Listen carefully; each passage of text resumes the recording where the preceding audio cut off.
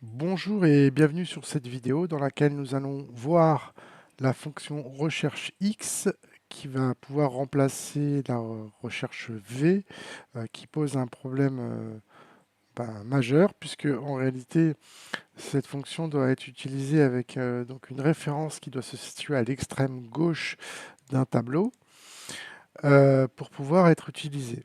C'est-à-dire que dans mon exemple ici, j'ai un tableau qui recense un certain nombre de salariés avec différents renseignements.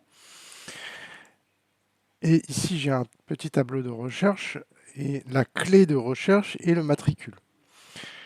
Là, il se trouve que ma colonne matricule n'est pas située à l'extrême gauche. Et donc, en insérant donc la formule de calcul de recherche V, ici, j'ai un NA qui m'indique qu'il y a un souci au niveau de la source, puisque le matricule n'est pas situé à l'extrême gauche de mon tableau. Donc là, c'est un peu problématique. Ça signifie que si vous souhaitez utiliser cet outil, donc cette fonction, il faudra impérativement que votre clé se trouve à l'extrême gauche, donc dans la première colonne du tableau.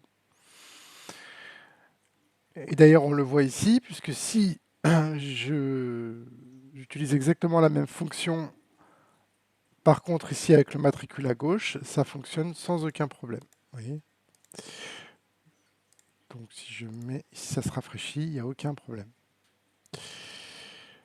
Donc maintenant, on va voir la recherche X, qui est beaucoup plus simple finalement, mais qui, attention, est disponible uniquement à partir d'Office 365. Office 2016 et Office 2019 ne sont pas pourvus de cette fonction. Donc je vais cliquer sur cet onglet. Et donc on va voir la syntaxe qui est beaucoup plus simple finalement de cet outil. Et vous allez voir ici dans ce tableau, donc la clé qui est le matricule ici, je l'ai mise en plein milieu de mon tableau. Et ça ne pose aucun problème. Donc la syntaxe est la suivante. Donc, vous allez taper recherche X.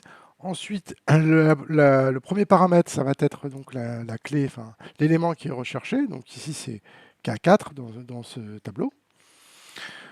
Ensuite, le second paramètre, ça va être la plage qui contient les matricules. Donc ici, c'est E4.